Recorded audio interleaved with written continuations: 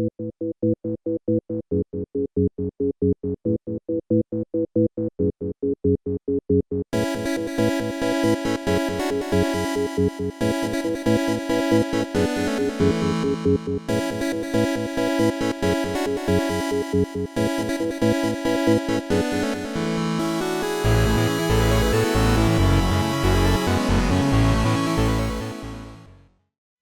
have a special guest with me today. Moose, if you guys have watched Mog Talk before, you guys would know Moose very well. He is an amazing person in the Final Fantasy XIV content. I don't know, content creation is the right word? I try on occasion. Yeah, you try, you try. I'm more just like a presence. I'm just a vague presence. Yeah, just a presence out there. You've come on the show, you've come on many podcasts, and you just talk about lore, you just love it. You've worked on the official lore book before and got punched by Koji on stage, so... one of my favorite photos of all time. Yeah, I love it. But no, I think that it's absolutely amazing to still have you around here, be able to talk about stuff. I am self-declared, but I don't have to be self-declared. The community would declare it idiot in regards to lore and story. I do my best. I enjoy it. But I don't have a good memory. I don't remember a lot of things about the story. And so when you there's are too having much, yeah, there's too much to remember. I mean, like, I can barely remember half of the lore, and I only talk about lore. You're out here doing shows on everything. I do not expect you to keep up with 10 years of this. Thank you. You're way more considerate than YouTube comments. So I think what I wanted to do is start bringing you on, and we'll try. At least today you're on for sure, and we'll figure out today for sure. Yeah, we'll figure out the future and everything else. But like, ideally, I just want to talk about lore more often. I want to talk about this stuff. I want to get a little bit more educated. I want to be excited about what we're seeing. At EU Fanfest, NA Fanfest. We get new information about 7.0, and I see it, and a lot of stuff looks like, wow, that looks kind of cool. But I have literally zero context. I see, the crowd screams when, cat guy eats a taco. I wonder. Sorry, I was trying to trigger. I shouldn't do that. When Kratz eats the taco in the trailer. But I don't really know a lot about what's going on, and it's harder for me to be excited about some stuff that's happening.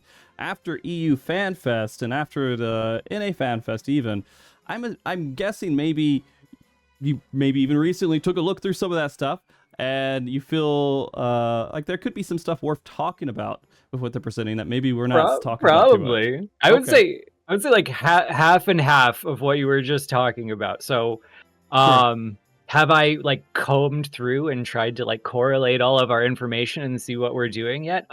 Halfway. I would say probably 75% of the actual data correlation I've done was in the one day since you asked me if I would be free today. Okay, good. But yeah, I think we can make some sense of it. I think we can get excited about it. The good news is that I don't think you're going to need a lot of past information to make sense of the new information. I think we're starting over on a lot of fronts. So there's lots of these conversations we've had in the past, over the decade of lore conversations we've had on this show. A lot of it talks about going to this island of, like, what is it, Mericidia, right? Yeah. And talking about going to the 13th was another thing, which we kind of went through that recently, all right? But you're saying that this whole stuff, it seems like a fresh start overall story and lore-wise? Mostly, I would say. I'd say if we're going to be using anything from the past, I think it's going to be like old myths that we've heard but have not addressed about the new world. Maybe some connections about like how the new world connects to other places we've heard of. But I don't think we're going to be continuing any meaningful storyline. And to answer a question from the chat, no, the new major city is not the fabled city of gold. We're actually going to be seeking the fabled city from the major city. Okay, all right. So the goal is to find the city of gold. That's the goal? Possibly. Possibly. Kind of, maybe. I don't know, like... I'm right now I'm taking the slides for granted, but I want to remind you that there was once a slide for Shadowbringers that said it's time once and for all to take down the Garlean Empire. So like take the slides with a grain of salt. Like I could be wrong in a couple months. You know what's funny? Who took down the Garlean Empire? Yeah, that slide was just like that was like the execute order 66 for Xenos. Yeah, it's like it was we had a very little to do with the destruction of Garlean Probably Empire. for the best. Yeah, probably for the best. That was actually pretty funny, because I remember that very clearly too. And I guess are we just done with the Garlean Empire? They're gonna rebuild. Maybe we'll go have a housing district after they rebuild over there or something. So my thing right now is I see like 5 or 6 plot lines in motion that actually are extending from 6.0 into 7.0. Okay. But it doesn't feel like they're any of the main ones yet. It feels like they're all side content that's going to manifest somewhere. Okay. And then there's a possibility that one's just going to sucker punch us in Tokyo and be a major one, and we just don't know yet. Because I mean, that's what they like to do, right? That last trailer has one thing that's just like, by the way, here's a whole half of what's going on that we didn't even hint at yet. True. What I'm trying to remember. I'm trying to remember Endwalker. Well, I mean, they literally just said the moon. The moon was like the highlight of their trailers from the get-go. What? I'm trying to remember exactly what else with that trailer. It's been a long time now that I think about it. But you're right. Yeah, going back and watching them in order is weird. The big one for me was Stormblood, where we had all of the All Amigo build up, and then all of a sudden the clouds just blow off the other half of the map. Yeah. Oh yeah, no, that you. Yeah, they're like samurai. Man. Endwalker, if I remember right, we talked about Thavnair and Labyrinthos. And then towards the end, they were like, by the way, the moon. Yeah, the moon. Gosh. And I felt like they were kind of tricking us into thinking, they talk about that so late, they highlight that so late. We see the ancient architecture and we think, oh, that must be the end with the Zodiac. And then he's, spoilers, dead by level 83. Man, that was so weird. Going in and seeing the big threat being this real, like I think we had some conversations about the big threat in Endwalker too, right? Yep. We had some of those conversations. Yeah. We're like, who is this? Is this Xeno's mom or something? I was so glad it wasn't what we feared. Endwalker was a pleasant surprise. Yeah. A little bit of rocky road in the middle. They did the best they could with what they had, but I'm glad they didn't go some of the routes I was afraid of. Okay. Well, the crazy thing with that is we're all in the boat for the City of Gold, and you're thinking there's some kind of complete left turn or some kind of crazy thing that's just going to come out of nowhere. During potentially, and it's okay. Potentially, and it's based on a couple of hints we got. All right, but haven't explored it all yet. Lay it out for me. What's those? Lay it out for you? Yeah. Do you want me to just lay out for you like everything I think we're going through so far? Yeah, let's do it. All right. I'm gonna lay out what I'm gonna do is I'm gonna touch on all of the hints we have so far, and I'm going to put them in kind of an order that makes sense to me. And I'm not going to say, this is what's going to happen. This is my theory as to what the plot's going to be. I could be totally wrong. I have just been given a pile of Legos, and I've built what I think the set is for. I have no manual. Okay. That's a good analogy. So they've laid out for us that we're going to be drawn into a contest. Someone is seeking our aid. And they're actually trying to pick up scions as well. And they warned us that the scions are going to be divided. So I think that's kind of where this is coming from, is that we're all being contacted, but not necessarily by the same person. I have joked that it would be very funny if Galul Jaja, the leader of Tyrol there, one of his heads contacted each group. That's my running joke right now. I mean, that's pretty good. I mean, we could just have two two cat boys trying to contact us, right? Or could be it could be anything, right? But we know that it's something to do with the. All right, so the legs that we just met in the last patch. Yeah. They tried to dap mine who the legs belong to, and it was literally just a model of a pair of legs. That was perfect. Yeah. So the legs are gonna be part of our inn, and we're being dragged into what's called a rite of succession.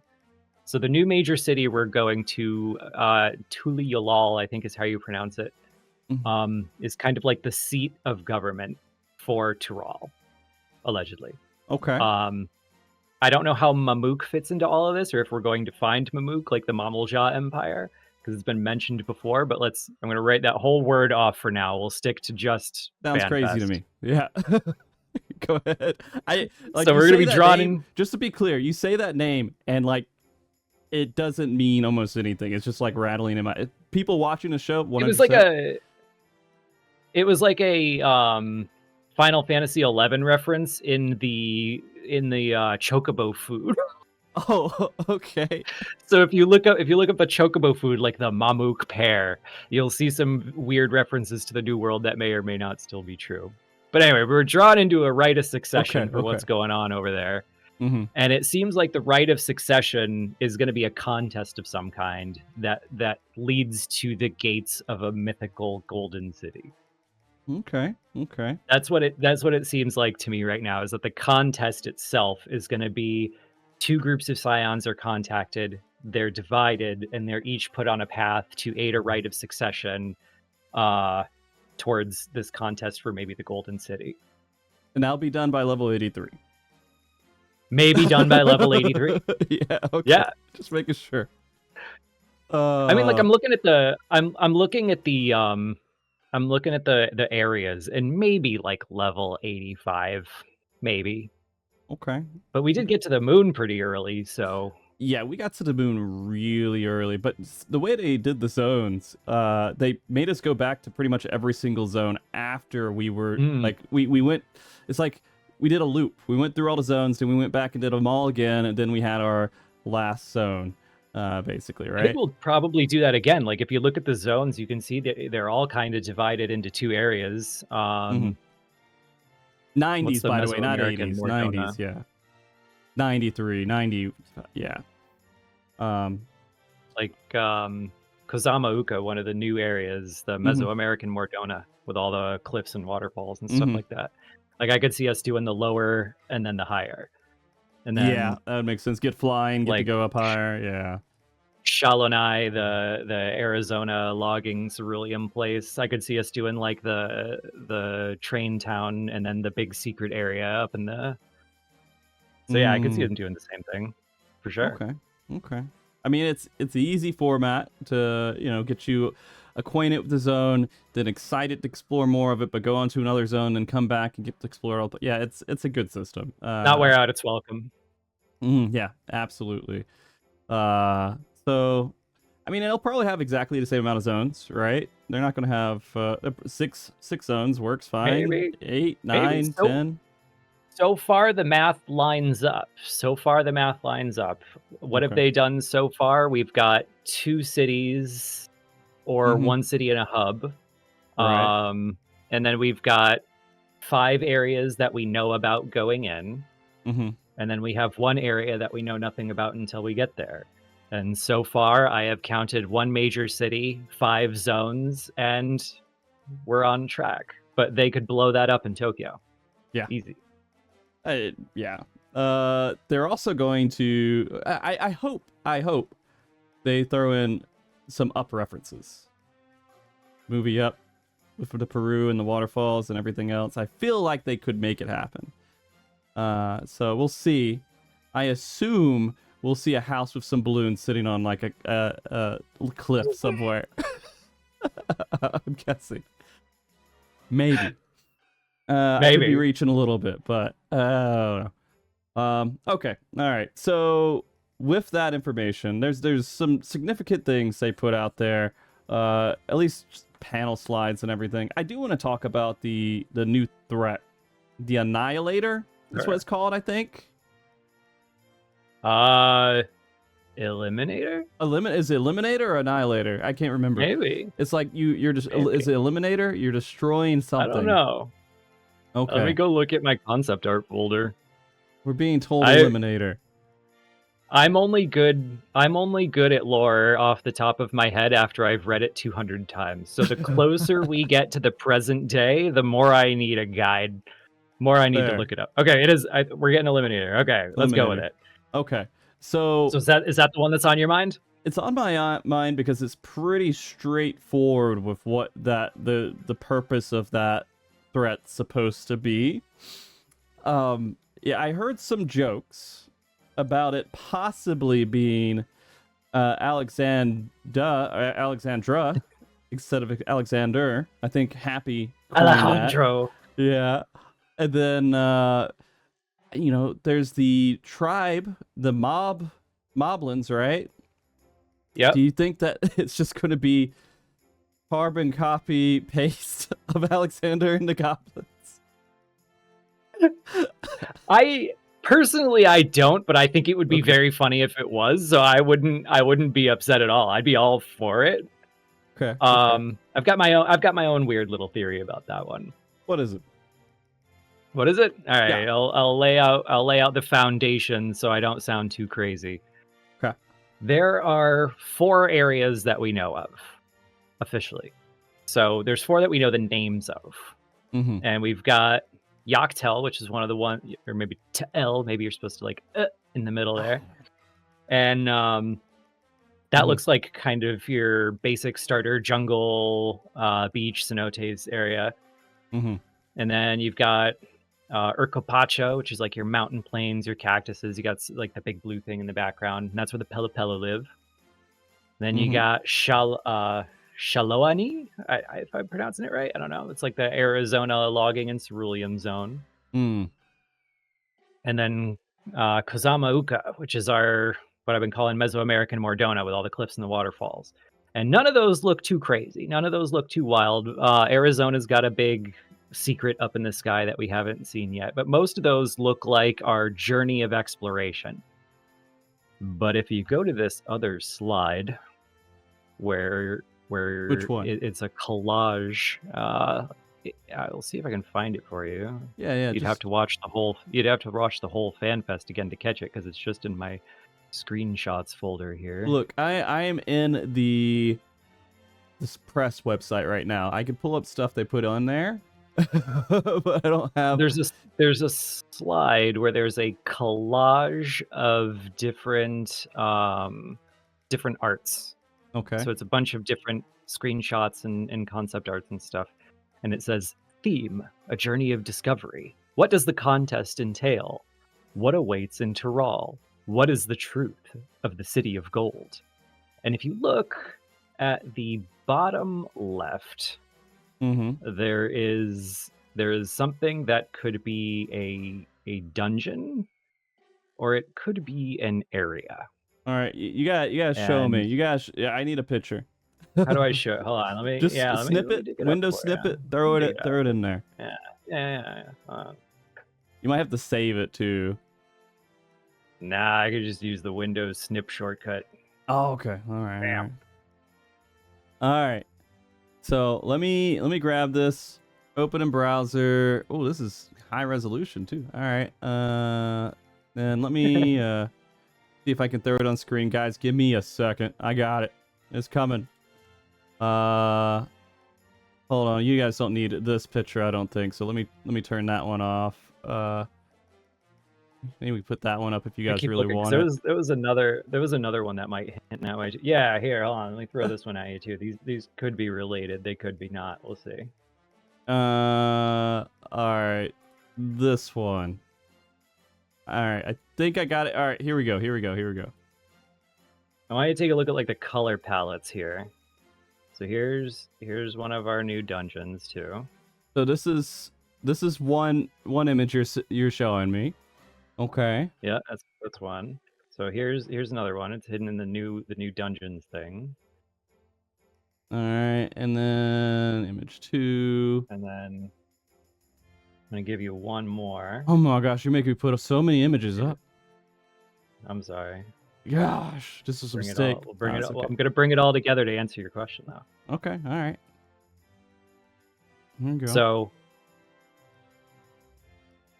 there's two opportunities here. Is either there's going to be a zone that has this aesthetic, or it's just entirely hidden in the upper area of like Urkopacha or Shaloani. Okay. All right. I got them all on screen. You got them all. What color is he seeing in there? Purple and blue and darkness. And if you there's Gray? one more. So there's like a lot of there's like a purple, blue, pink, and black. Okay. All so right. if you look at our eliminator, we got a lot of purple and black, but we got like a lot of weird like kind of baleen whale teeth shaped things. Okay. And we got a couple circles, and if you look right above the AT and what, we got a big golden circle door maybe. All right, hold on. You saw the eliminator too.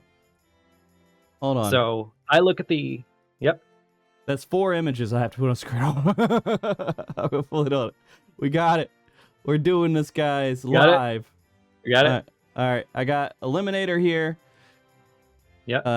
And then I have this little city here. I have the dungeon slide there, and then we have the little city thing here. I'm just gonna cover my face up. It'll be fine. All right. So this could easily be you go into the mountains of one of the 4 areas we know about. This is a dungeon. You go into the dungeon. It's over. Like maybe there isn't going to be any overarching Alagon flavor to the hidden empire that's here. But when we talk about like the fabled city of gold and an ancient fallen empire in the same place, I'm like, those are probably related. And then they show off an enemy that looks like this. Now, if you notice, the one where it's actually like clearly a screenshot of the inside of the dungeon, I feel like a lot of the shapes there are reminiscent of what we're seeing in the eliminator. So I think those are going to be related. But again, I could be wrong. The last one you sent me? Yes. So if you look at the walls, they've like the armor on the walls has that same weird, like very long plate that's kind of filed into everything. And I've noticed that they tend to like use a lot of very similar shapes when they're building themes of designs if they're created. Okay. And that's just where my theory is at right now, is that the ancient empire that's been brought up, the ancient city of gold that's been brought up, the mythical city of gold that's been brought up, and the eliminator are somehow all tied together. My big question is this just part of the backstory, or is this going to be where our final zone leads? There's no way it's the final zone. Come on. No? Why would they make the final zone something that they would show us at all? Oh, no. I'm saying, like, does this lead to what the final zone is? Like, is this story going to go off the rails where we show up thinking Journey of Discovery, Rite of Succession, Summer Vacation Jungle, and we stay there the whole time? Or is Summer Vacation Jungle done by level 85, and before you know it, it's like crazy techno empire, ancient prophecies we get wrapped up in? Yeah. I mean, that makes sense, but I actually think that's even going to be done by 85.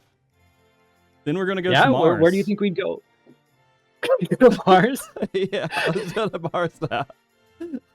You know, anything they're showing us is just bait for like a quick flip to another story completely. Is there going to be like a Tyrol Elon Musk? Oh gosh, this techno dungeon's just a Tesla factory. Everyone's underpaid and abused. Yeah, maybe. Maybe that could be it. And we're freeing these people who are... Oh my... Okay. All right. We're trying to save everyone from the horrible corruption of capitalism. This is what happens when you let me be unscripted. Weird theories and free association. Yeah. Oh, well, no, I think this is good. It does seem pretty obvious that we're going to something that's really hardcore technological and all this other stuff. Technological, yeah, a lot of technology, ancient technology. Do you think the Alligans are involved? Are we done with the Alligans? Are we still working with them? I can't say with any confidence either way, so I'm just going to shitpost that we're done with the Alligans until they show back up from space. Okay, so not the space Alligans. Maybe if they okay. Maybe we'll get that little ship. Allag was never into purple. Okay, who was in the purple? Not like this. Who's it? Maha? Maha. Right. Because we did maybe this is where Maha escaped the flood too. Okay, all right. Well, but even that's a joke. Well, we haven't really messed with them too much since Heaven's Ward, have we? Nope. Okay. The Alliance. We haven't touched it. Oh. But I feel like the same people who would have been very on board with like, oh, we mentioned Marasidia a couple times, we mentioned the Void a couple of times, so obviously 7.0 is going to be like the merging of the Void and Marasidia, and there's going to be a huge Void Sent war, and like the people who would theorize along that line, I could see them absolutely being like, oh, this is the remnants of Mahach. And then we're gonna dive deep down into that, and then that's gonna lead to Wings of the Goddess, War of the Magi. We're gonna go back in time to the fifth. Oh, we're gonna do time travel again, or fifth astral era. Think about it. We've done time travel a decent bit in this game, haven't we? We've done it for Alexander. We kind of had some weird time stuff with Shadowbringers. And I guess we could just jump back into it now. Did we have time travel for? Yeah, we did for Endwalker too. Did we have it for Stormblood? I don't think we had it for Stormblood. Did we? No. Okay, so that's the only expansion that has escaped time travel somehow. Yeah, I mean, you could argue that Omega is kind of a time space warping entity, but other than that, no, time travel is a very contentious subject with me because I'm of the opinion that it always costs more than you get back. Yeah. When it comes to like the lore and story and world setting, like the tax you have to pay is extraordinary. In terms of like what it means to have a timeline, what it means to have a world, what it means for how many dimensions there are. It's always such a huge tax on the world setting that I hate ever using it. Yeah, and I was very, very impressed with Alexander because it was like bootstrap paradox. Here, it's all resolved. It was always this way. I was like, great, cool. And then they completely used another form of it in Shadowbringers, where you like kind of fork into it, like graft a new timeline. So it's not like infinite timelines, but you've grafted one on to another one. And I'm like, that's completely different rules. What have you done? But everyone was like, let it go. It's fine. We like the Y-shaped timeline. We like multiple dimensions. Everything's great. I'm like, no, after Alexander, it's actually really bad. It needs to be like bootstraps. And then Endwalker comes along and goes, surprise, it's all inside of a larger bootstrap paradox. And everyone is like, no. And I'm like, yeah. So I'm done with time travel for now. Okay. Please no more, please. Let's just dig up old robots and the current timeline. That works. We can do Wings of the Goddess, War of the Magi on two conditions. It's a bootstrap paradox, and like hot goth female Emmett Selk is on the Mahachi Coven. That's still my tax. That's still my goal. Okay. I mean, we'd pay it, right? I'm sure we'd all be happy with. We'd be happy with that. Yeah. So I guess on all of this, we're going in lots of different directions. There's so much. It's a huge box of just unknown that we're trying to dig through. It's look at the scraps and try to understand what's going on. We've went through kind of a weird experience as people who followed a story for Final Fantasy XIV. With this most recent expansion, we wrapped up the big. You know what? I don't think I've ever asked you this. Are you happy with the way that they technically wrapped up that whole arc? Which arc? The main one that ended in Endwalker. Endwalker? The Endwalker, yeah, the last one. Right? If that whole... it took me some time to come to terms with it, I think is is the way I would describe it. It wasn't really rooted in a sense of like or dislike. It really came down to coming to terms with, because I think Okay. there were a lot of different pieces and we were wrapping them all up in different ways. And it took me time to really accept them as a package deal where like they all come bundled together in the same package, even though it's kind of 50 different conclusions to stuff. Mm-hmm. And there were some things that I was really happy about. I was really happy that they sidelined Xenos for a lot of it. I thought like some guy who just really wants to fight the Warrior of Light makes for a really bad final chapter boss. Because I love Xenos. Don't get me wrong. I love Xenos as a character. But just one guy who really wants to fight this guy who was nice to you one time isn't great fodder for a meaningful story about like what it means to be the symbol of hope in a world that there's a lot of struggle in. Whereas literally fighting despair did. That was great. Yeah. And then you have kind of the flip side of that, where the tax is that whole villain kind of has to come out of left field. Like we thought we were going to be dealing with the Asians and the Sound on the other side of the planet, and it ended up being the Bird Girl off on the other end of the galaxy. Yeah. If you think about Final Fantasy tradition, the actual real boss coming out of nowhere 95% of the way through the game is very on brand. So I came to terms with that pretty easy. I was upset they didn't include Midgardsormr in the end. So having like Xenos Shinryu in was like, it was weird. But in context of the way it manifested in my stream, it was okay. Because I had made some jokes along the way that made it seem very appropriate. Okay, awesome. So you're fine, content. I think I've come to terms with it. Okay. Yeah. I've come to terms with it. I think I can find a way to be happy with everything. I think there were a couple of missed opportunities, but I understand that they were forced into including a lot of stuff by the way they've done the setup back when they had no exit strategy. So they didn't have a blank slate to work with when crafting this exit. And I understand that in order to actually make a satisfying exit, that they had to have some sacrifices in there. And I think they played a bad hand really well. Is what I will say. I think Ishikawa played a bad hand really well. Nice. How do you feel about I think the news came out that she's not going to be working on the next expansion, right? Yep. Okay. Are you asking if I have feelings about that one? Yeah. Do you have feelings about that? Yeah. I was mixed, actually. Like, I don't want to turn Ishikawa into what Uematsu was for years, where anyone who's not them is wrong, right? Like, just because she did like a really great job for 2 expansions doesn't mean that she's the end all be all goddess of all writing, and that anyone who's not her is wrong.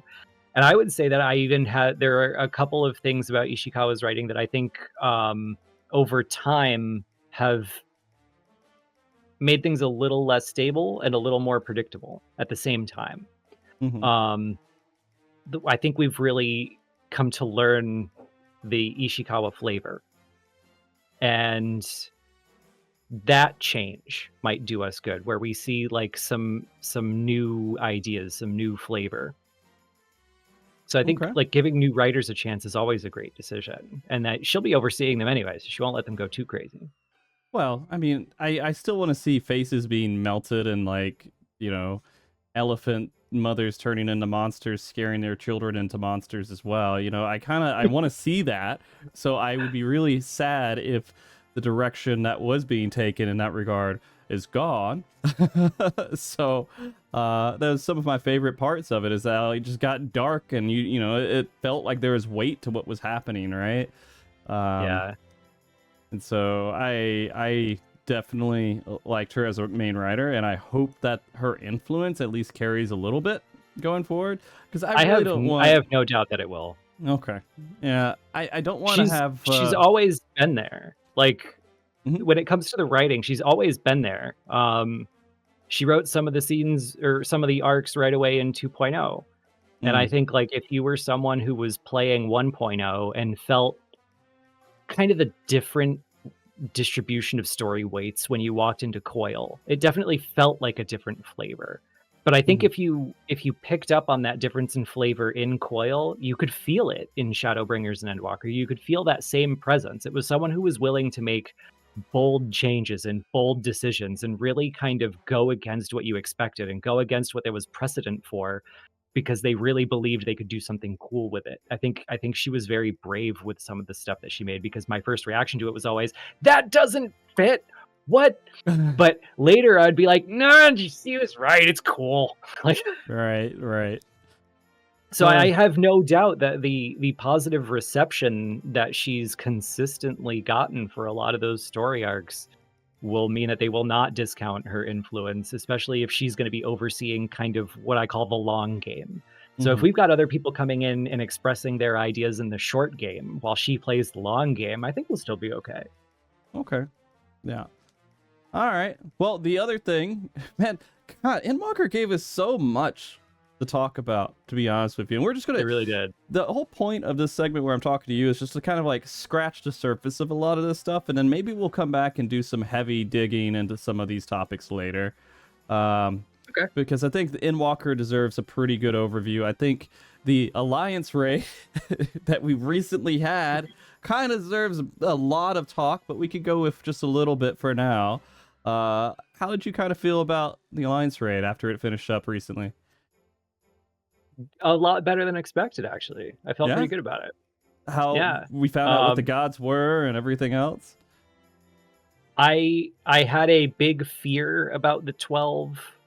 I had a long-running shitpost about the 12.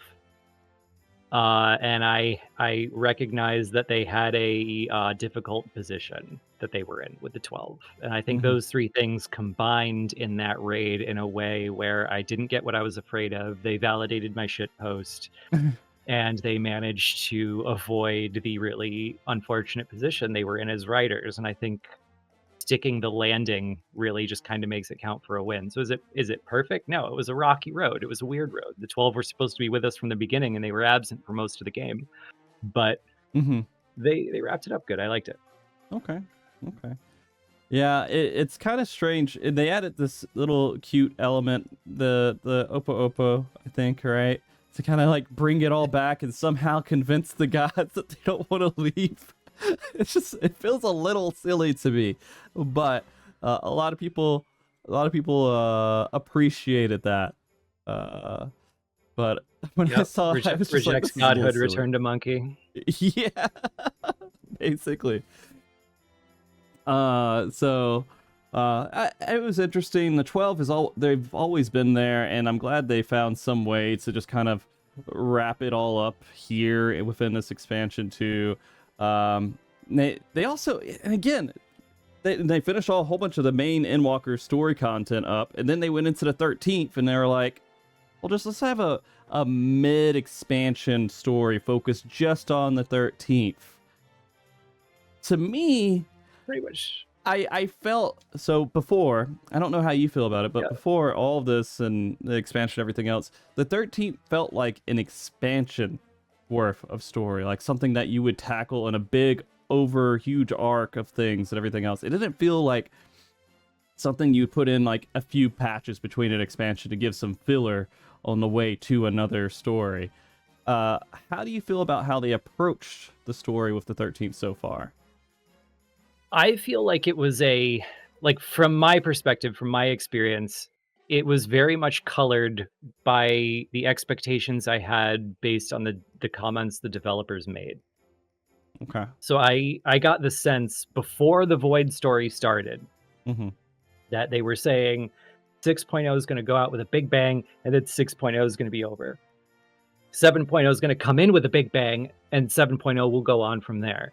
And now we've got this middle area where there's going to be an isolated journey that has no buildup, no, emotional investment years, So I was expecting, they're probably just going to do something they didn't have a place for elsewhere, and it'll be really cool. It'll probably be super extra. And then in walks Golbez on the Void Moon, and I'm like, yeah, that's about what I expected. Right. Oh. I called their moon. Go ahead. No, I felt like it could have to me, I would actually agree with Fusion X on this one. I think he may have been a little saltier than me about it, but I would agree with the general vibe that it felt like someone had an idea for a trial series, and then it was developed into actually, I think we could make this a main story for a bit.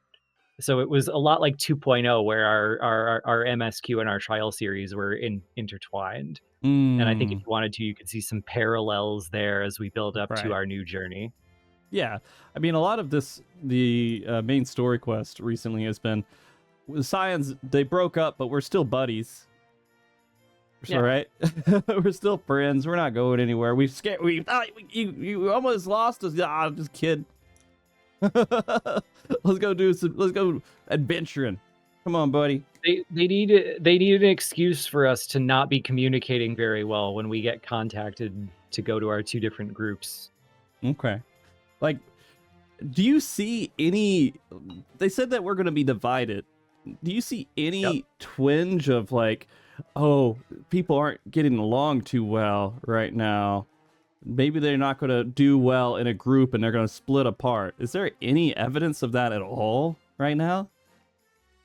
I don't think if there was, it would be permanent. So I think I would be willing to go up to 50%. I'm thinking maybe 20%, but I'd be willing to go up to 50% rivalry. Okay. So if Ishikawa were still the main writer, I would stick to my guns at 25%. Okay. Because I did an interview with Ishikawa a long time ago in the Stormblood era. And she was walking me through her story creation process and the way she like really gets into the characters' heads. And she was like, well, part of my job is then to put them in really difficult situations. And then I worry for them and I get upset. I get anxiety. And so like, I think that might limit how much of a rivalry she might put on them. But if someone else is under her tutelage and writing it, I think she could, I think they could very well create a temporary sense of us having different perspectives and being in competition for a mutually exclusive resource. And so since they're coming from one perspective and we're coming from another perspective and we're both going after the same thing, that would build frustration between two groups because you feel like your way of seeing things isn't being respected and you can't understand why they would be making the decisions they're making. And I think you could have some temporary resentment build up. I think you could have some temporary anger with each other build up, but I think it'll be resolved by the end. You think the twins are going to split up? I don't know. When they do that again, they just learn to get along. Yeah, I don't know. But I could see them doing it again because I mean they're the red Oni, blue Oni trope. So right. Well, we'll see. We'll see. I mean, the entire thing, now that I'm starting to think about it even a little bit more, like it started off with like Estinian being like, let's go get some treasure. You know? Yeah. And they were like, oh shit, we just found out that there's a dragon that's stuck on the 13th that's really important to this guy, that's really important to us. Maybe we should go do something about it. Right? It was like I had this moment where I was trying to summarize 6.1 to 6.4 on stream before we did 6.5. And I'm like, yeah, you know, it's just a simple journey, getting back to our roots, simple adventure. We're just going to go on a treasure hunt. And then I'm listing everything that happened since then. And I'm like, this is the exact opposite of all of those goals. Yeah. We did not get back to our roots. We did not stop interdimensional travel. We did not stop messing with dragons and Allagons and Athens. And the void sent. Oh my gosh, it was all right. I thought it was kind of interesting that they took this direction here. I mean, I wanted to know more about the 13th, and we all want to know about 13th, but I feel like it's still split up a little bit. Isn't there? This is where I'm going to get a lot of heat. Isn't there like a kid that's trying to get back and save his friend or something in the 13th too? That's like kind of shows up every once in a while. We're like, let's talk about it. And wasn't there like this dog, you know, that was like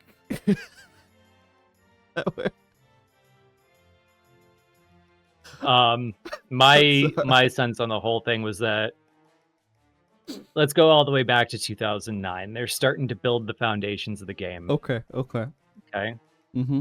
The void is supposed to be a mysterious, unknowable place of horrors that will never be explored, probably, unless we go like full Dynamis from 11.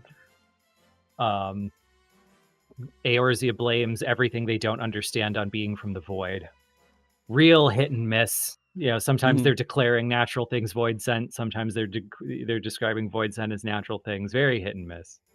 But it's overall an unknowable place. And then Crystal Tower happens, and we see part of it. And it's like, okay, well, it's mostly an unknowable place where there's no objects, no aether, no nothing. It's just a totally empty void. But this place is where, you know, Xande fed a whole bunch of stuff to it. So you get to see like a cool other side of the other side of the thing. And then 3.4 comes along and it's like, actually, the void is one of the shards. And that redefines everything. And now they start seeing the 13th through the lens of the first. And this is where I think one of the Ishikawa era boldness moments comes in, where her and Yoshida are able to get on the same page and bring Oda and get on the same page of, actually, since the 13th and the first have a weird cosmic balance, we need to drastically change our understanding of the void. So as they design Sin Eaters, they're redesigning Void Sent. As they design what happened to the Empty, they're redesigning what happened to the Void. And I feel like this story brought them into harmony in a way that we never would have seen with more cautious writers. So there were some growing pains along the way, but I think that we're there now where we've built a foundation. But like you said, I don't think that's over. I think this is the foundation of something that comes later. But I got the sense from the NPC dialogue that it's not immediate. It's not imminent. The NPC dialogue seemed to be the writers going, so, hey, we noticed that we touched on the void in like 5 different stories, and one of them requires you to level all of your rolls to 80. And now we don't really know how to get around that because we need all of these characters to be like, we accidentally said all of these very important Warrior of Light level characters are in all these different storylines, but we need them all to be together in one place to continue this story. So we're going to get back to you when we figure that out. Okay. That's what it felt like to me. Yeah, because I keep thinking about it. It's like we've touched it a handful of times. This is the deepest we've ever dove into, I think, the void recently, right? Oh yeah. So we found out a lot of information about it, but it's still ongoing. They're in the position of like, how do we fix the void, right? That's kind of where we left it off. And then the source, or no, the first, they're like, how do we fix the first, right? And so we have the light trying to be fixed, and then the void trying to be fixed, the 13th trying to be fixed. We have Garlemald trying to be fixed. We have a lot of stuff that's just sitting there, and it's just kind of waiting to be fixed, and we could easily go back at any point and make it part of one of the threads that we move forward with. So it really does. I mean, we wrapped up like some stuff with the primals, I guess, and with Hydaelyn and Zodiark in a way. But those concepts can still carry on to other things, I guess. Not that exact story, but concepts from it, I guess we could carry on. But there's still so many open threads out there. It doesn't feel like a lot of stuff is like really complete, I guess. For me, I'm like Go ahead. I try to make everything feel realistic and organic in my head. And so I'm going to make a weird comparison. Okay. Think back to the original ending of Star Wars, where you throw one guy down a chute and it's like the Empire's just over, right? That's not how it works in the real world. There's someone waiting to step into the power vacuum, and you can either explore that real possibility, or you could never explore that real possibility. So let's take that idea back to, say, the primals. If we just never talk about primals again, then we have picked a sensible spot to start telling the story of primals and stop telling the story of primals. And maybe there's more to it and maybe there's not. But like you said, that thread is still kind of open. Because if this was the real world, there are so many people out there who know primals exist and a little bit about how they come to exist, that someone's going to try to keep it going. Someone's going to try to harness this power in some other way to recreate the ability to do this. Okay. So at any point, they could come back into the story and go, by the way, chapter 2, new primal. Neo primals, which we kind of had a little bit, right? Yeah. I mean, yeah, we've got artificial echo, we've got primal merging. There could be a whole group of primal Power Rangers who like summon them into themselves and like go crazy. And yeah, it could be, they could do whatever they wanted. But for now, I choose to see it as just, maybe it's not clean, but we have a sensible place for the story to start and stop as a narrative. Right. Okay. That's fair. That's fair. All right. So the other part of this that I kind of wanted to talk about is I was going to bring up the legs, but I'm like, man, maybe not. Maybe we'll just leave it alone. I mean, it's fairly obvious what they're doing. To me, it looks like human legs completely, but apparently if you zoom in enough, it looks a little furry. Like there's fur on it, yeah, or hair on it, or something. Really? Go look at it. That's what I've been told. I haven't actually zoomed in because I just didn't want to look at toes and legs as much. But that is what I have been informed of. So there's some level of hair on the legs. I'm trying to figure out where. Tell me where the hair on the legs are. Is it like on the sides? Is it like the side of the thigh? I think I'm looking at the front. I'm looking at the front view. That's my problem. On the thigh. Yeah, I deliberately did not look too hard at the legs. You tried that. Here we go. I'm seeing a couple pictures here and there. I guess we'll see. So if we look at the side, there's, I guess we would call them details. There's some details on the side that in the low or the limited resolution look kind of like hair or kind of like burn scars, but I'm going to say hair, maybe. Yeah, okay. I can see it though. There's like if you look at a profile view, the side of the thighs, you have like a flesh color and then some details that do resemble hair. Okay. But if let's go back to like our logic of the world. There's just a lot of difference between the races. They're all kind of the same species, but a huge difference between the races. So thigh hair could be a trait of any, True. Yeah, it could be just a trait of someone from that region. Yeah. Could be. Do you think there's a chance they won't do female Hrothgar and they'll go in a different direction? No. Okay. It's like no. Man, it would be one. Let me go ahead. Just out of sheer curiosity. Out of sheer curiosity, I'm looking up the skin texture of the male Hrothgar. Okay. Yeah, I mean they did a lot to keep the human leg muscular thigh structure, so I could easily see this being the introduction of female Hrothgar. Easily. But I don't. It's weird because Yoshida's very pro invest resources in whatever's going to be used more, right?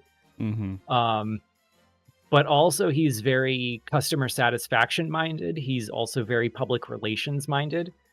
And I think the long-term impacts of delaying just female Hrothgar, in spite of how often they may not be used as characters by the fan base, I think it would cause an unjustifiable distraction. Because if he didn't add them now, he'd be getting questions at every press thing from the end of time. Hey, where's female Hrothgar? Can we get an update on female Hrothgar? Why do you hate female Hrothgar? What's with female Hrothgar? He gets it with Blitzball, so... Yeah, we get that with Blitzball already. We should keep it isolated to Blitzball. We need to keep as few distractions as possible so we can keep hammering it on Blitzball until he finally caves. Until he caves and puts it in there. I mean, we're going to an area that is ocean. Like we're in a boat. Yeah. We're going somewhere. Yeah. It's like an island. There's probably blitzball. Who knows? You know, they could be playing blitzball on a beach. I respect his one defense. Is that there have been 5 opportunities to add blitzball so far. I've seen one in every expansion, and the defense that Yoshida has for the reason it hasn't been added is they've been trying, but they can't figure out a way to implement it in the existing game where it's actually fun to play. They made Lords of Verminion. They don't need to care about these things if they're implementing things like Lords of Verminion. I think that's why. I think they see how much Lord of Verminion costs and how often people do it, and they're like, we do not want this poor return on investment again. They could just stop Lords of Verminion. I don't know why. They could just say, all right, guys, we get it. It's done. We figured it out. I'm a positivity-minded guy. Like, for all I know, in 5 years, they're gonna figure out how to turn like Lord of Verminion into like Dota 2, and it's gonna be the only thing we all log in to do. So what they could do is they could kill the current iteration of Lords of Verminion. Stop trying to do StarCraft, right? Stop trying to do StarCraft or RTS with it. Turn it into literally just a dumbed down, simple version of a tactics game, and then you're done. That's it. Everyone would play it. I was shocked that they never implemented a turn-based. I don't know why they don't have a tactics version minigame within the game. It fits perfectly. People complain about latency and everything else, but it won't matter because it's turn-based, right? And so this stuff would make so much sense.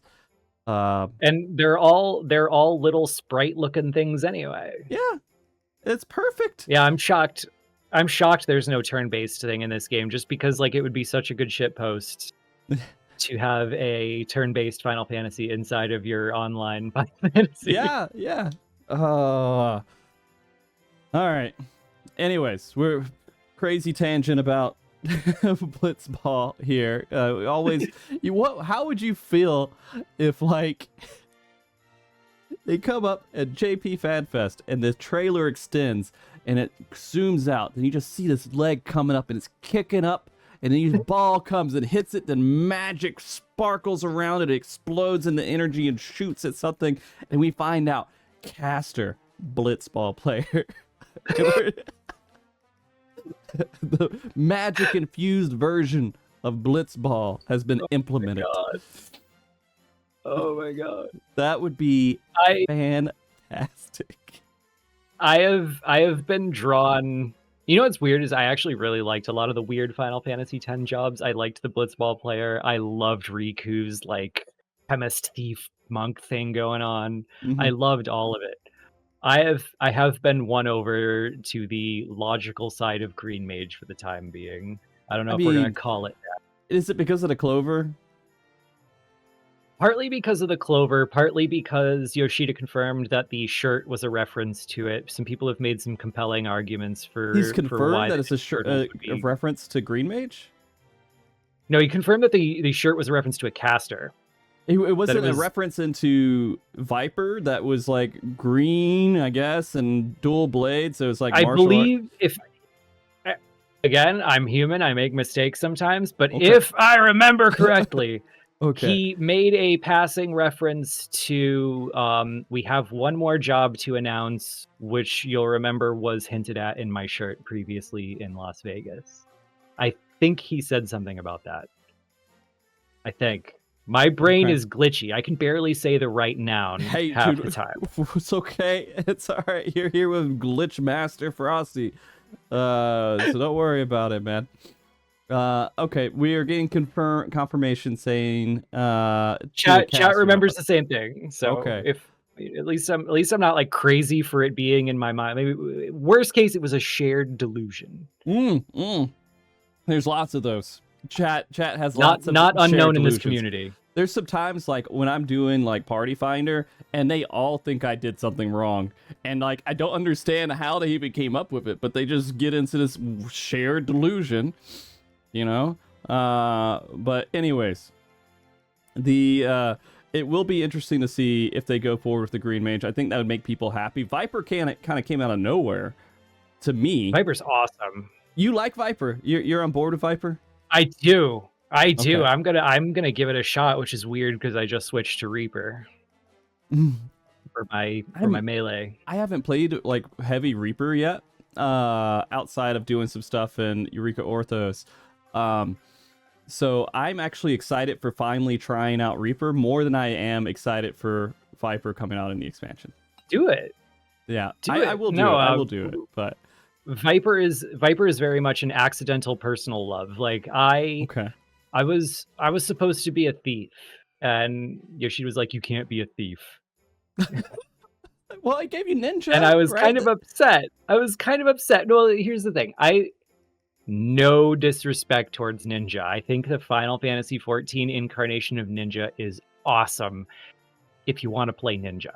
But if you were someone who really liked rogue, putting on ninja when you wanted to be rogue feels wrong. It feels like leaving, like they did a great job bridging. Okay, here's, how Lominsan thieves would have fought. Here's how ninja fights. Here's how we can bridge. Here's how we can bridge Eorzea to Doma. So if you want to be a ninja, that path is so satisfying. If you want to be a ninja, I love dual wield, but I didn't want to be a ninja. I just wanted to dual wield. So when I saw the two swords come out, I was like, yes. And then when I saw him using like the Cal Kestis lightsaber kind of thing where you put them together and then you take them apart, I was like, yes. Yeah, it's like analog Darth Maul. So it's like all of my dreams in terms of being able to be a dual wielder with short blades, but not necessarily go the ninja path. I'm happy about it. I want to see that. Was there any hint or anything that would have told us that Viper was going to be a job that you know about, at least? If they did, I missed it. Because it really felt like out of nowhere to me. It does. I think we were all expecting something more explicitly pirate themed, especially with his Orlando Bloom haircut. Yeah. And then all of a sudden he just like starts coming out swinging and dual wielding. And we're like, well, we got a dual wielder, but I guess they're like, it's not what. This is what Moose wants. So let's just make the thing that Moose was really upset about not having. So that means the limited job is going to be Beastmaster, and then we're going to get a split off from Archer, where instead of going to like the musical bow harp, you're going to go to like the ranger, big great bow mage will come back. Bow mage will come. Yeah, we'll get something. We'll get something. Those are the Moose jobs. Then we'll get like a chemist in there somehow. Okay. I do think they could literally do whatever, man. Like after Viper came out, I'm like, I have no clue what they'll do. All right, I think Green Mage would be a fan service thing that will bring people in. Beastmaster, I think, is something that people have been expecting for a while. So they had their thing there, like just as out of fucking nowhere, right? That's what Viper was. Now they'll start doing the fan service stuff with Green Mage and Beastmaster, I think. I think fan service started ramping up in Shadowbringers, and it really is going to hit full steam from here on out. Yeah. Because I mean, again, Yoshida in Heavensward wouldn't let you be a thief because he thought that like being a thief didn't vibe well with being the hero. And now he's letting you like summon a void scent into your body as an assassin that worked for Garlemald and go to the void. So I think we've hit full, let's give the people what they want. Okay. Yeah, no, that makes sense to me too. Because I think I remember that reasoning. Man, it's been so long. Holy crap. Moose, how long have you been playing this game again? Forever. Forever. Okay. Quite literally forever. I played 11, but I got into 11 kind of late. Mm-hmm. And I straight up retired 11 and started 14 on day one. Like I was at the store picking up my collector's edition at midnight, day one. So ready to go for 14. So wait a minute, you said you were doing that for 11 or for 14? Sorry. For 11, I bought it when it came out, but I couldn't figure out how to pay for it. Classic. I had a really hard time. Because I was like 12, 13 years old, and I couldn't figure out how to like install it, pay for it, and log into it all at the same time. So it actually sat on my shelf for a couple of years until a Wow. friend of mine was like, "Yeah, I play it." And I'm like, "Oh, I tried. I couldn't figure out how." They're like, "I'll set it up for you." So yeah, I got into it pretty late. I think I got into it as they were releasing Wings of the Goddess. Okay. So pretty late. And then I decided I was going to hang it all up and start 14 on day one. Okay. Okay. How do you feel about the new alliance and then bringing in 11 into the world of Final Fantasy 14? Excited and terrified in equal Yeah. measure. Yeah. Okay. Okay. Well, I mean, they kind of did that recently with Ivalice, right? I guess recently. I'm hoping it goes the same path. Yeah? I'm hoping it goes the same path. When 14 came out and it was really trying to establish its identity, a lot of people were trying to connect it to other games. They were trying to say like, oh, you know, this proves that it's connected to this. This proves that it's connected to that. 11 is another shard. It's connected to Ivalice through this, Dissidia, whatever. And I think when it was really important for 14 to stand on its own as its own product, Yoshida was very, no. This is an isolated universe. It's a theme park where we can have anything from Final Fantasy history, yes, but you cannot bring it into 14 unless it can stand alone in 14. You have to reinvent it so it can stand alone in 14. And when we had an interview at PAX one time, I asked him, "So you announced that Ivalice is coming. Are you really are you gonna like compromise on this rule?" And he's like, "Well, I wouldn't compromise on the rule, but Matsuno-san's a god, and if God says that we're changing it, then we're changing it." So it sounded like he kind of gave Matsuno-san the freedom to decide how this really all fits together. And to my relief, Matsuno-san chose to smash Ivalice into a million pieces and rebuild it inside of 14, upside down even. I thought he did a fantastic job. It is there's so much text and it's so convoluted and confusing, but that's Final Fantasy 12. That's Final Fantasy Tactics. Like that's part of the fun of it. So I thought I loved Ivalice. And I think I'd love for them to do the same thing here with 11. It's to smash what we know into a million pieces and rebuild it into something that stands alone but really gives us that sense of nostalgia. But I have a fear that it might not, because we already had that event a long time ago. Yeah. And usually the events are kind of in-character greeting cards from one team to another, but sometimes they use it as like a foundation. So I'm a little nervous. This might get down the walls. So I'm going to be honest with you. I didn't do that event. I have 2 or 3 Christmas quests unfinished in my my quest log. I'm pretty bad. Too. I'm pretty bad about it. Usually when that came out, I was most of my time playing Final Fantasy 14. I played it and I said, all right, I'm going to do this content because I have time for this content.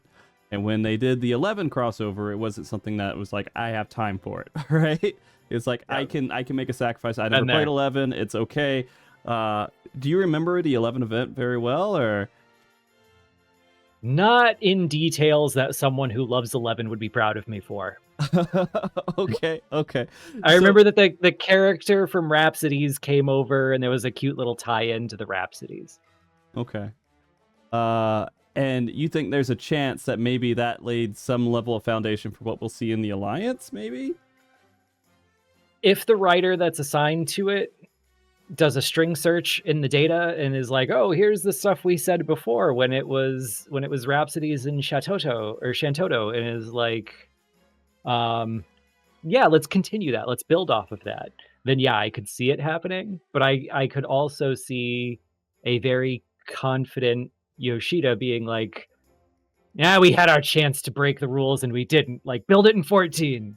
Okay. Well, I mean, it's funny because I get 50-50. There's nothing in the name. There's nothing in there that suggests that they are going to be set on one part of 11, right? It's a very broad name for the Alliance. the closest thing you can see as a commitment is the Tavnasian safe hold, which they could easily rebuild here, because I think you see Tavnasia in the background, that little characteristic arch from the opening cutscene of 11. Okay. I mean, so it could just be another Tavnasia. We got another Crystal Tower. It does feel kind of weird to me, because this, when Nier came in, it was just like, this is a collab. This is kind of like just a thing, right, to do and make it work. The 11 thing is kind of a collab. Myths of the Realm felt like, holy crap, I'm about to know a lot about 14, right? And I was excited for it. Same thing with the Void Arc, in a way, right? It was there's a lot of stuff that you can really pull from that. So I do get a little bit sad to see that so much of that story content that could be building upon Final Fantasy XIV is a collab instead of actually stuff like Myths of the Realm or Void Art. Like I said, I'm a glass half full kind of lore person, which is it's kind of weird because I'm very not a glass half full person otherwise in any other Dominion.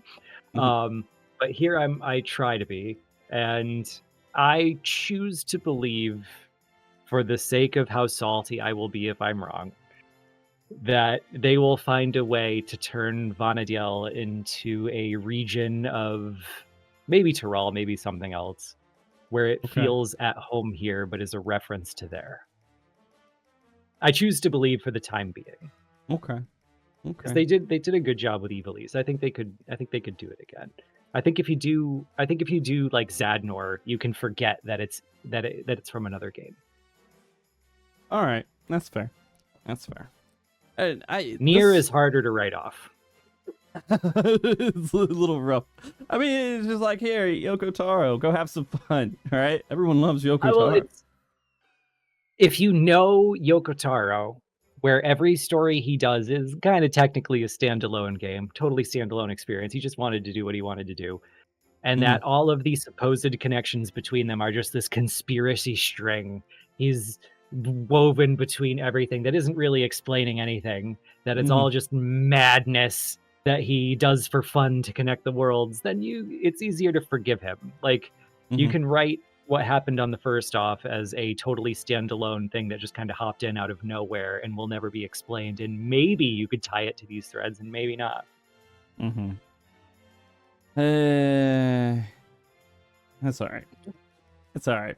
We don't have to we can just forget Nier happened in the game. Like, when we have these lore discussions, we don't even have to talk about Nier. It's like not even important. Anything we say about it is just like, okay, well, off to the side. That's the beautiful thing of the modular world of Yoko Taro. You can if you look at the chart, like, most of the games, even when they connect to each other, happen in an alternate timeline of the game they're a sequel to.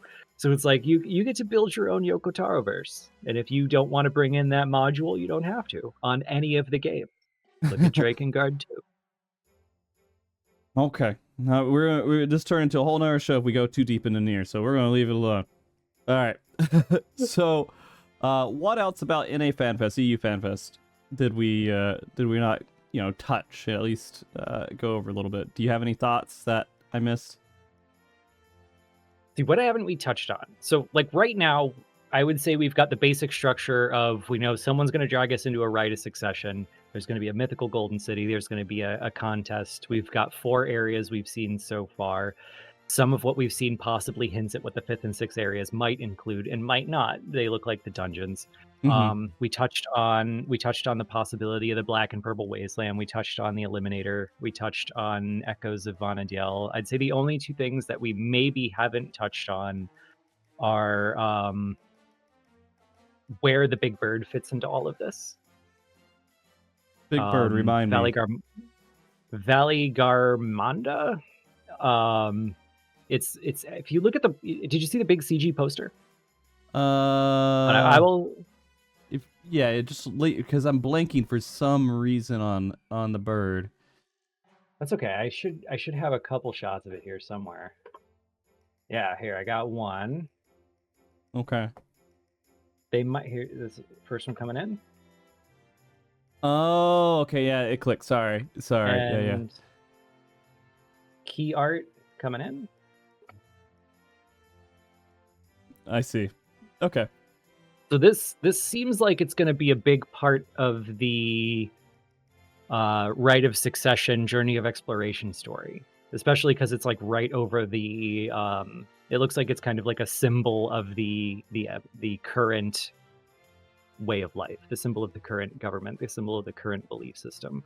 So it's entirely possible that this, like, say the mythical city of gold is connected to the bird and not the old ancient empire. That's a possibility too. So where the big bird fits into all this, that I've got some questions about. And anything else we might not have touched on, the tiny little detail that for some reason they keep telling us two things. The Warrior of Light and the Scions are going to split up into two teams, and we don't know who's going to be on which team. And then there's a different slide that says the Warrior of Light, Alphino, Alize, and Erenville will. And that leads me to think, like, okay, so is that one of the two teams? Okay. All right. Yeah. So we may have a hint about what one of the two teams is, or we may not. Wait a minute. So who was that again? It was who? Warrior of Light, Uh-huh. Alphino, Alize, Erenville. So it's possible that Thancred, Urianger, Estinian, and Kryl will be the other team.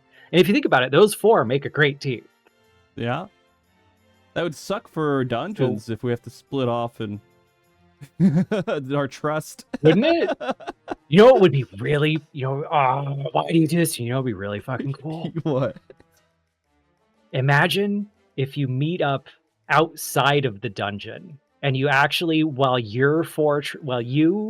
Warrior of Light, Alphino, Alize, and Erenville are running the dungeon, you can see Estinian, Kryl, Thancred, and Urianger also in the dungeon, like running alongside of you or in the background. Like, that would be so cool. They could do it, and it wouldn't be too hard to do either, right? I mean, you just say, no, it would be like mobs, just have them scripted to move on the screen somewhere else. Yeah, you could really mesh it together in a way where it feels like we're in a competition together if you script the dungeons and cutscenes properly.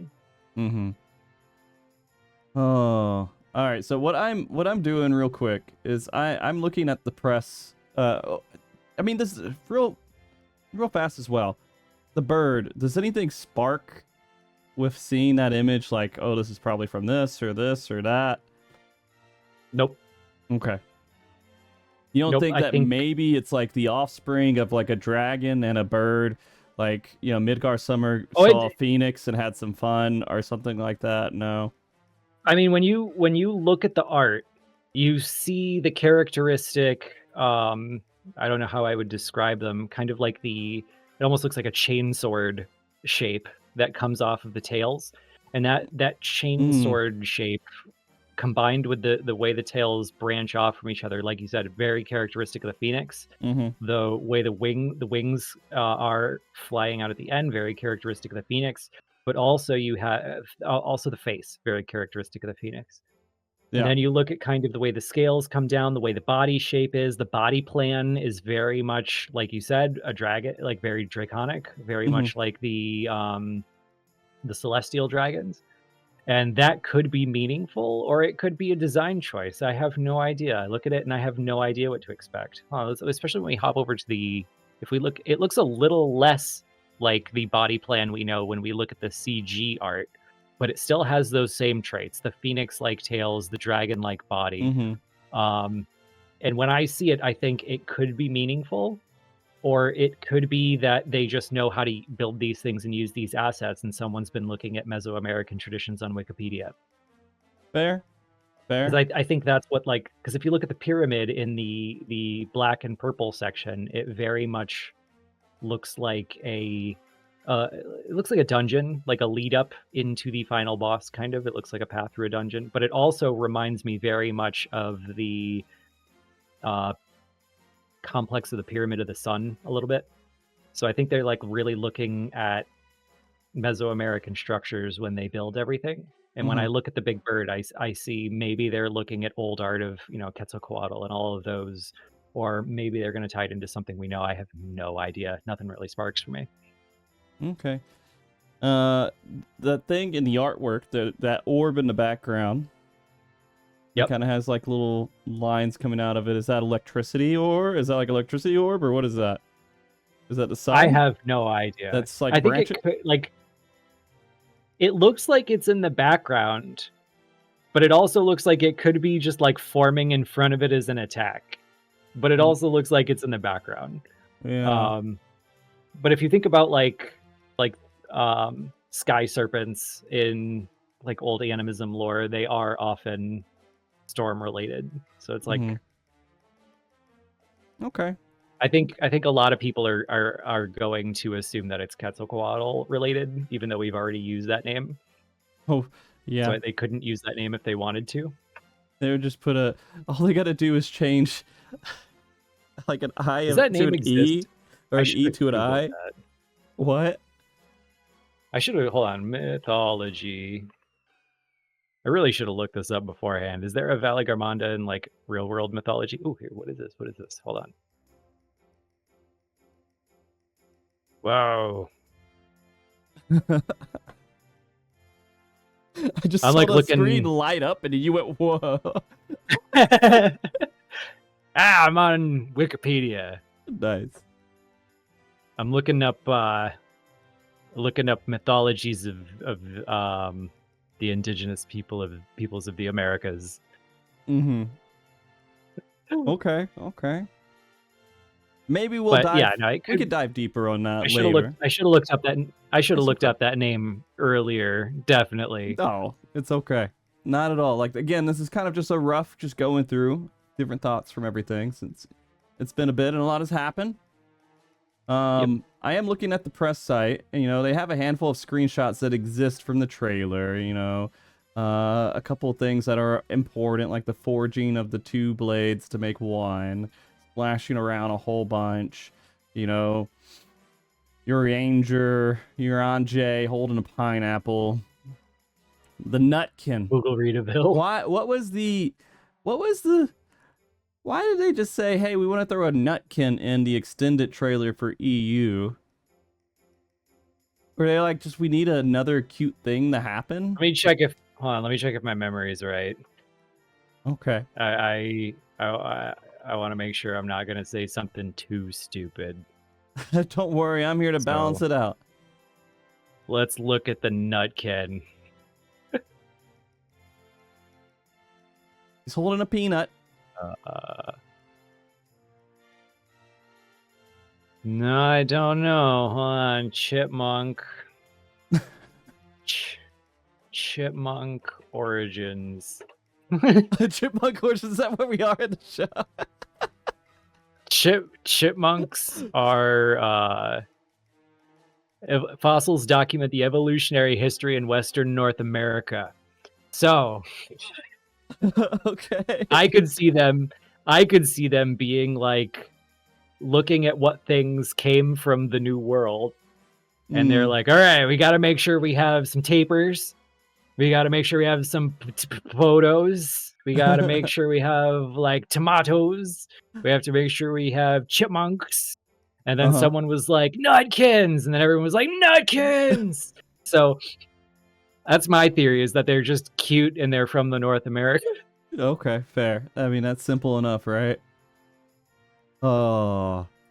Yeah, and then Estinian was fighting what beast was he fighting again? He was fighting a huge beast. Oh god, I never remember the name of the bipedal alligator.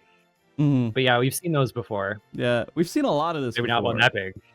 Yeah. It's pretty huge. So well, I mean, like, I'm curious if that's really going to be what it is, or if they just sent the cutscene team that art. Like, we've had a couple weird hiccups in the art over the years, so I don't know. There was one thing. What was it?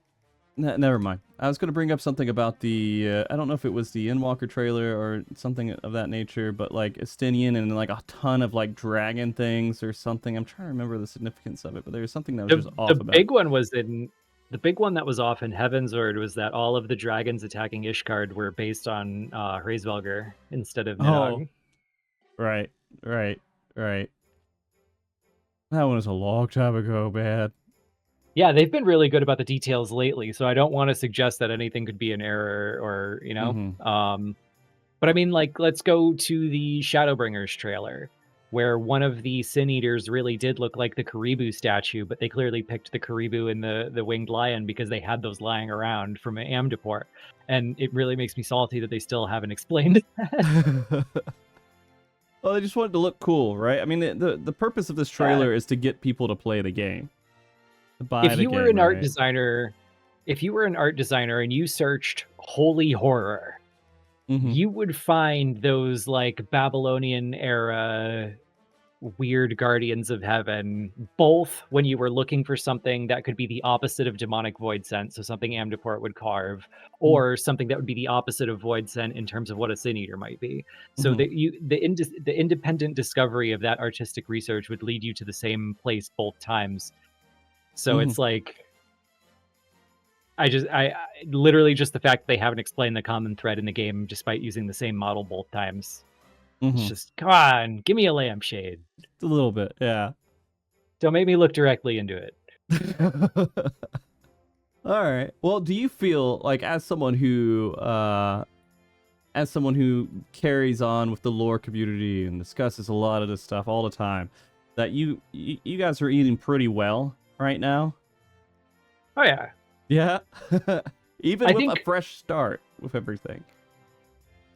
I think the only benefit the old lore mongers have right now is that we've established our patterns for how we think about and research things. Otherwise, it's a level playing field. When it comes to analyzing and predicting what's coming, I'd say this Moose guy is pretty irrelevant. I hope not. I don't think so. I would disagree. His time has passed.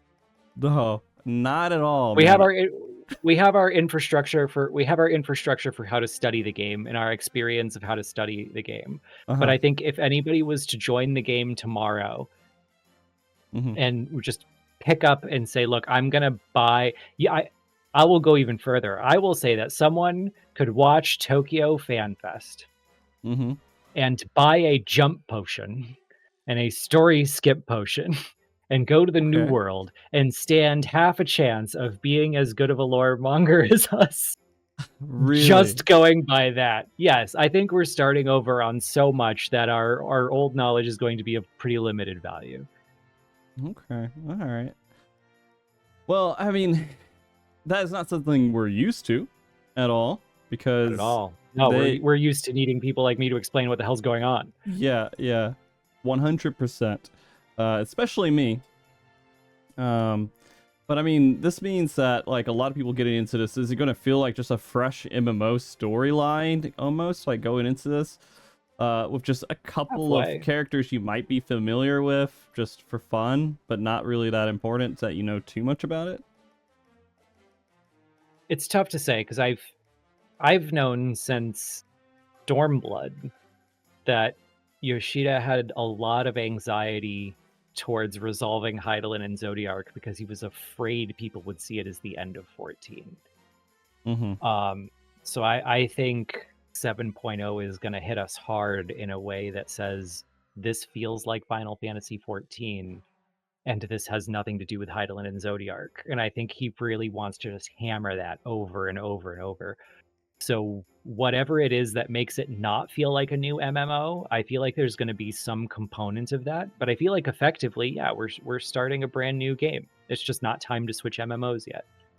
You know, that is actually fairly interesting to talk about.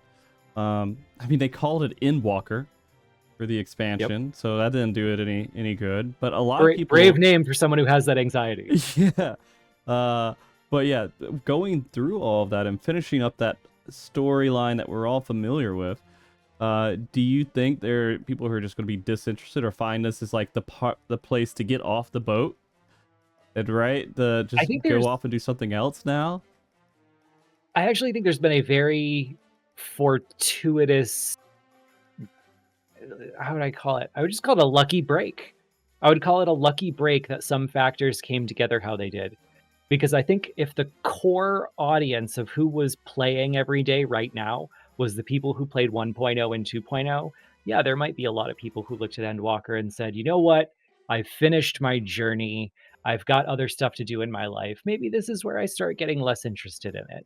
And even I've had that pull sometimes of like, okay, we've wrapped up all the stuff I was heavily invested in for years. I'm not going to stop playing, but maybe I'm not going to be, staying up till 5 in the morning researching one NPC so I stand a 7% instead of a 5% chance of guessing where we're going. Maybe I'm just going to enjoy the ride from now on.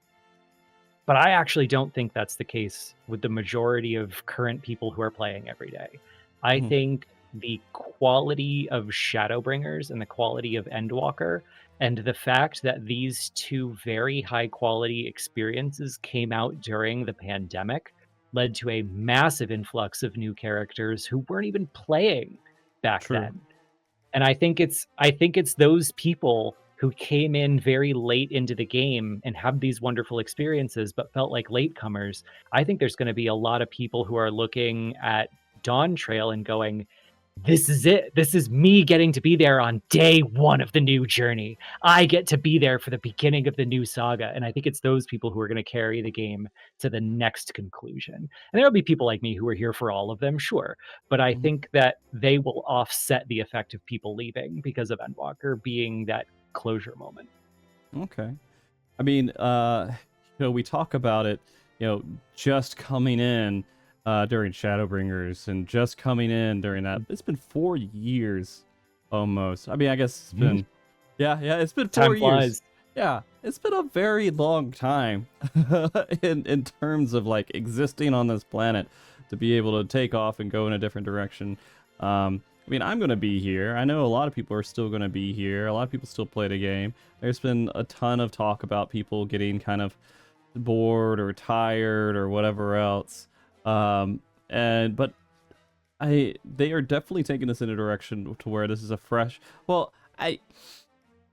I wish they would push harder on the fresh new start instead of, hey, we're going for a vacation with our friends. I want exciting will new comment adventure. on that after Tokyo. You don't think so? After Tokyo, we're gonna have a different. No, I will comment on that after Tokyo. Okay, all right. There's a chance. Like right now, I agree with you wholeheartedly, and part of me is just thinking, what did they hold back? They held something back. You're talking a combination. Like, I don't want to set myself up for disappointment. Let me do that. I'm gonna say that I could be doing that. I could be setting my hopes way too high for no real defensible reason. But let's be conspiracy minded for a moment.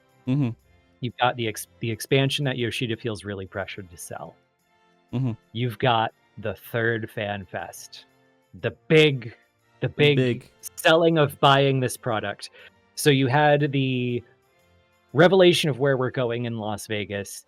You had the fleshing out of what we can expect in Europe, and I expect the one left hook of what you didn't expect hitting in Tokyo, because it's 1, they really need to sell it, 2, it's their last Fanfest, and 3, Tokyo Dome. Like, they're going to be at the Tokyo Dome. And this is just such an opportunity to, right on their home turf, land that last hook and really get us excited for it. And I can't see how Yoshida doesn't know that. So my conspiracy minded is, what are they holding back? Maybe I'm expecting too much. I don't want to like walk away from Tokyo Fan Fest like that was it. I kind of still excited, but I kind of expected, But I mean, it makes sense. And you're right. After Tokyo Fan Fest, they have 6 months. All right, 6 months, and then the game is out. It's a rough estimate. So they have to keep us interested for the next 6 months. There's not going to be a lot of patch release. They're going to have the 655 stuff that's going to come out. But they're not going to have tons and tons of new content happening to keep people engaged. So they have to keep the interest there and just have people ready to come back when summer hits. And so I am interested to see what they're going to bring with Tokyo, and there's going to be a lot of stuff we can talk about. You know what's funny? So now that I'm trying to go back and relive that whole Shadowbringers experience. The entire time when building up to Shadowbringers, we were just like, our head hurts. Somebody's trying to talk to us. People are just falling unconscious and just crazy things were happening. And then they just throw you right into it. right? They just like at the start of Shadowbringers. I mean, you're confused. We don't really know what's going on, and just bam, there you go. All the answers are there within the first 5 to 10 minutes, at least with the direction and what's happening. And so, I'm wondering if they're gonna. We don't. I guess we don't have that same situation happening here. We have a pretty firm idea about where we're going in some regard, and what we can kind of expect. So I don't know. I've just never been in this position before with Final Fantasy, right? I've never been in a part where we haven't had like a year of build up to go to the expansion through patches and stories related to it. So it feels weird. If I were the marketing team, mm-hmm. I shouldn't even say the marketing team. If I were just like the collective will of the development team, mm-hmm. I feel like they've communicated very well that there was going to be some downtime, that this was going to be drawn out. I think they communicated very well that they got very crunched during Endwalker, and it was a very difficult time and the pandemic, and that they want to get back to their summer release schedule. They want to get back to their original roadmap. They want to get back to a comfortable place. So you've got this simultaneous desire to get back to a summer normal roadmap and recover from what's going on. I feel like this was an era where things were less hyped and exciting on purpose, where they were a little more drawn out on purpose. This was kind of not a break, but a managing of expectations through this era.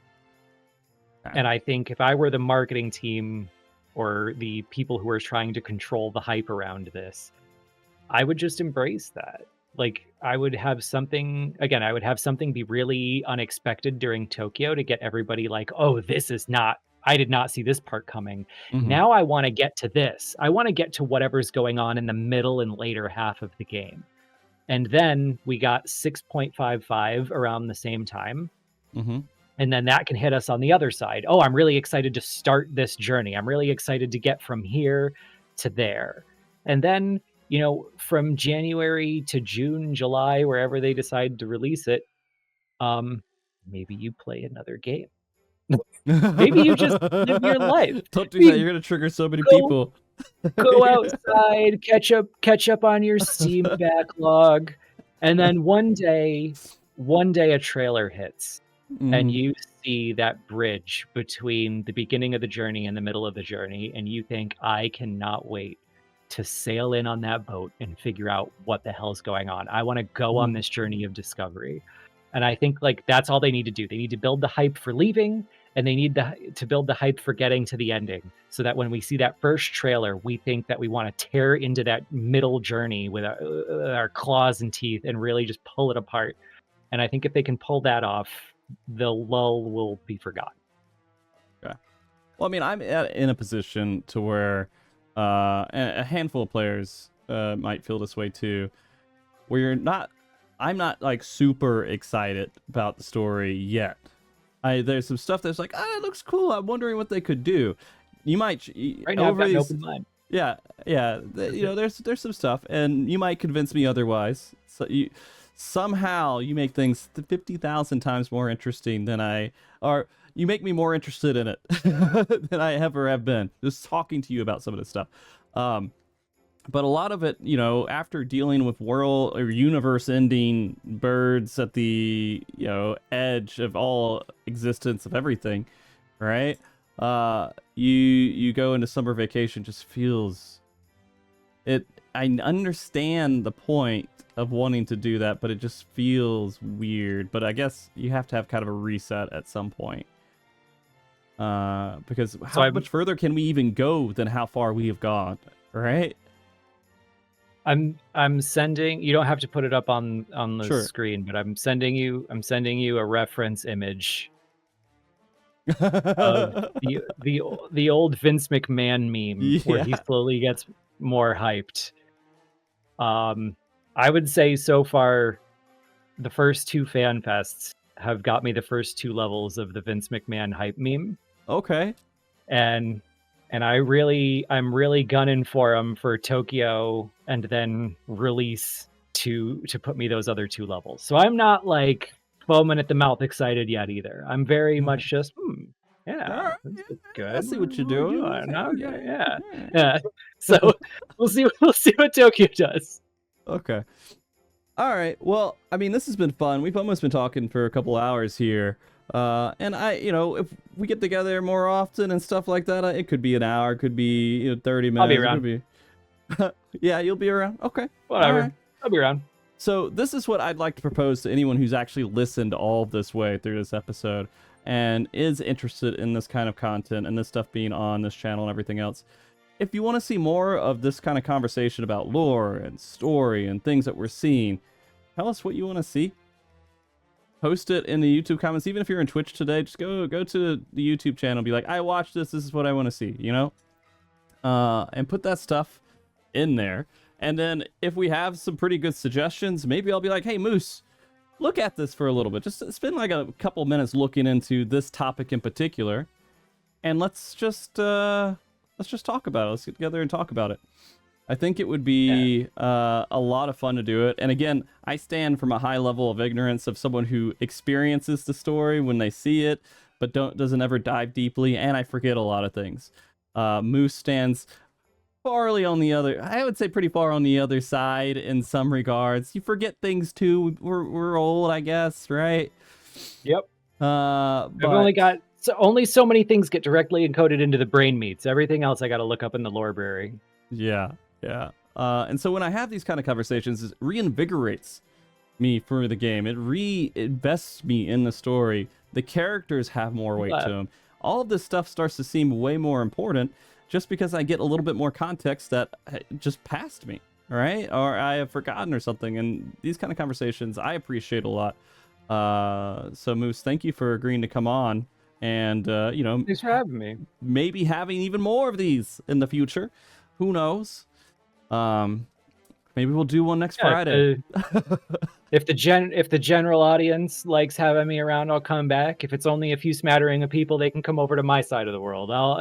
There's room. Yeah. There's room over there. They can hang out hang out there for a couple hours every now and then. I want people to know where they can find you for every little piece. I have your Twitter on the screen. Half the time I forget if you're actively streaming or not because we have conversations and you're like, we're in a weird place where like at first I was only going to stream new content because people wanted to see live reactions to new content. And I was like, all right. I bought all the streaming stuff for Gillionaire. We can do the live content stuff. And I was like, okay, well, maybe we can do this, maybe we could do that. And we've experimented with a few things and we're gonna try doing things here and there. I'm like starting my first non-Final Fantasy 14 stream literally tomorrow. Wow.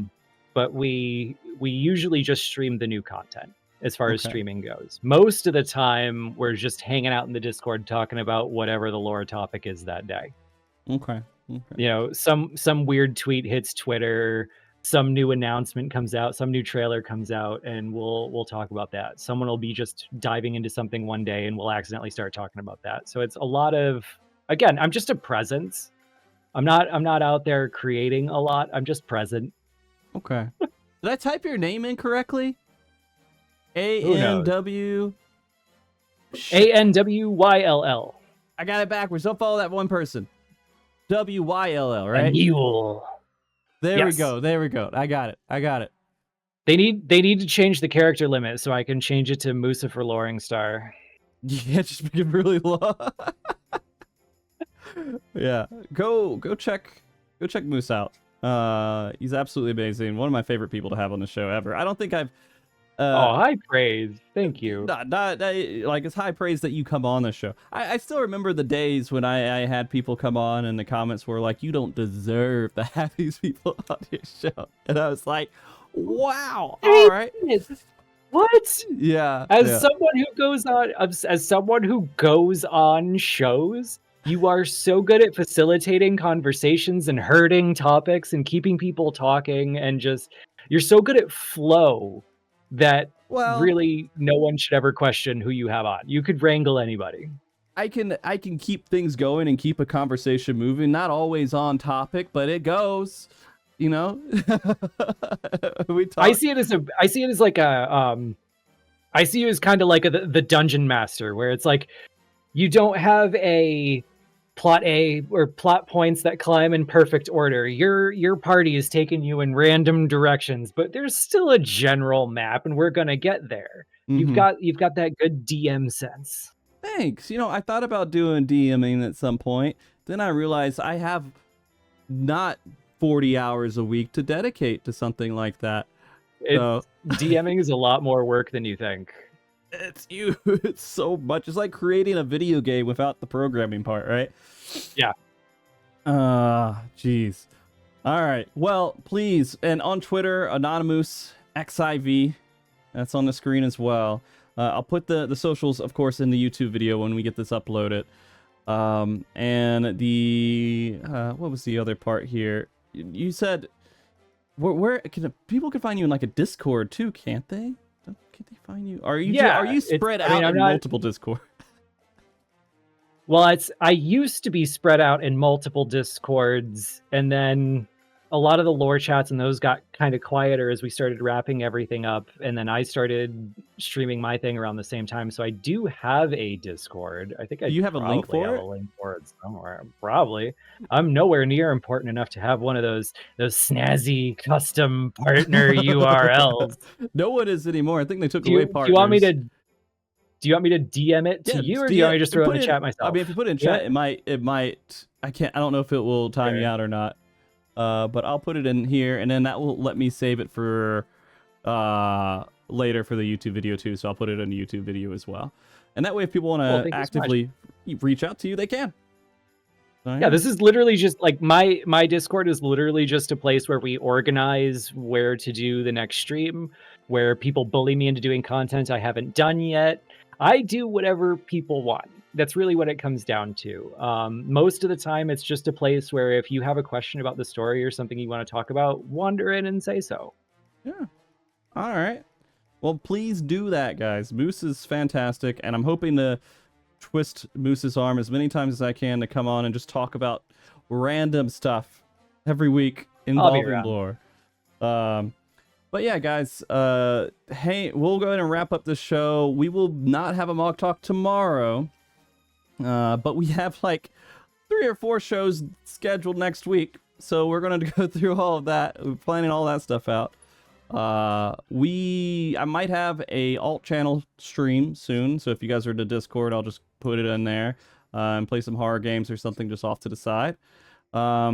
The Criterion race is coming up soon, so that's a whole nother topic for us to talk about if we really wanted to, Moose. Is the variant dungeon that's coming up is a whole nother thing of story. Hey, that'll give me an excuse to learn more about it. Yeah. I've been taking my time. I've been going really slow. When I get asked about things, I'm like, oh, I gotta go learn. Yeah. And this is a great opportunity to do it. So we'll have that race. We have that going on Server Up Tuesday morning. And we also have Top Raid happening Sunday night. Which we're close into clearing. We're very close. We're on the last phase, and we'll see if we can push through on Sunday. If not, we have a few more nights of that too. You got this. Why'd I agree? I've been trying since March, man. It's been such a long time. Yeah. Wow. Yeah. I've been going very. I mean, like I've seen people who have no raid experience sit down and try an ultimate and eventually realize, like, this is just a Mario Party game. It's really just getting 8 people to do it perfectly. You just got to do the dance. Anybody can do it eventually. It's just, can you stay long enough for that eventuality? Endurance. Yeah. It's a marathon, not a sprint. Yeah. But again, Moose, you've been fantastic. Thanks for coming on again. I really honored appreciate to be invited. And we will be back later, guys. I'm gonna go ahead and wrap up the stream after this too. You can hang for a moment while I do a host or raid over to somebody. We'll play a little bit of music before then. But thanks for all watching this and hanging with us, because this is a lot of fun. Oh, I'm so happy to get into more talks and do this more often. All right, now. Gotta wave and say goodbye too. Ready? All right. Bye, guys. See you later.